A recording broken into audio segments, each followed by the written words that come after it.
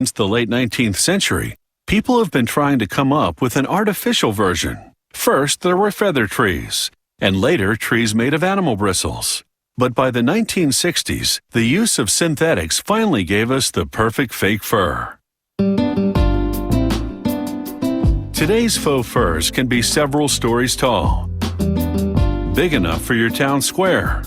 You can get them with many of the trimmings, so decorating isn't such a stretch. These big artificial trees start with a steel skeleton. Rollers bend steel tubing into arcs. They'll be joined to form the base of the framework. Workers weld vertical supports to the arcs, building the structure in sections.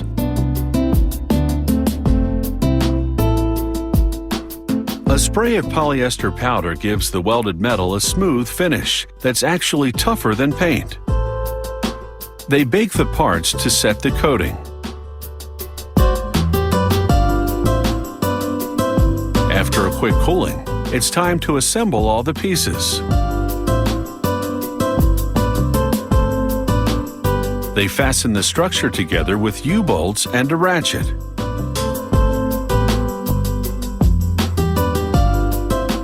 Meanwhile, a roll of green PVC plastic winds its way towards a roller equipped with many circular cutters. They slice it into 4-inch wide strips. Each of the narrow plastic strips then goes under a roller with even more blades. They shred it into a needle-like configuration, leaving a solid spine at the center to hold the simulated needles together.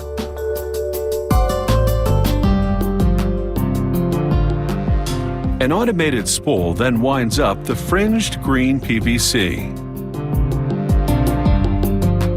These artificial needles come in an assortment of colors, so if you want glitz, you can really go out on a limb.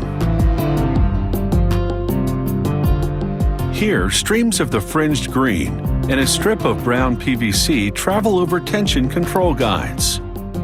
Steel wire unwinds and merges with the green and brown PVC. This machine twists them together.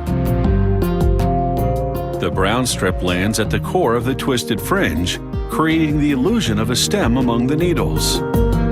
This twisting technology churns out a continuous supply of artificial greenery. Giant scissors slice it to the correct length.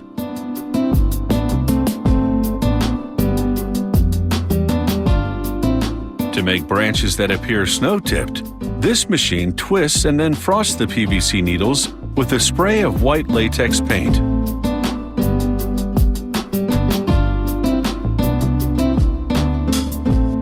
They use this ring fastener to crimp the artificial foliage together, branch by branch. This creates a tightly knit mass of greenery that will be used to cover the tree's framework.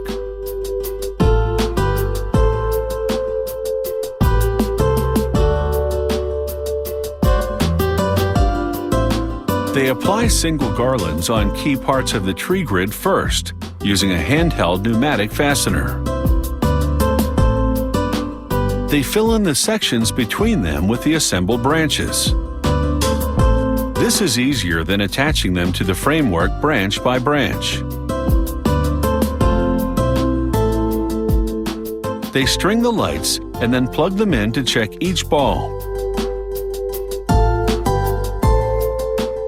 After all, it's easier to change one now than after the tree has been erected, especially since this one will be 1.5 stories tall. They also wire the ornaments to the branches. It's one less job for the customer to do. And now it's time to put up the tree. They bolt the cone of wired greenery to the lower framework, and then hook the panels of artificial greenery onto the rest of the structure. It has taken just 1 day for this artificial tree to come together, where growing a real one this size would take many years.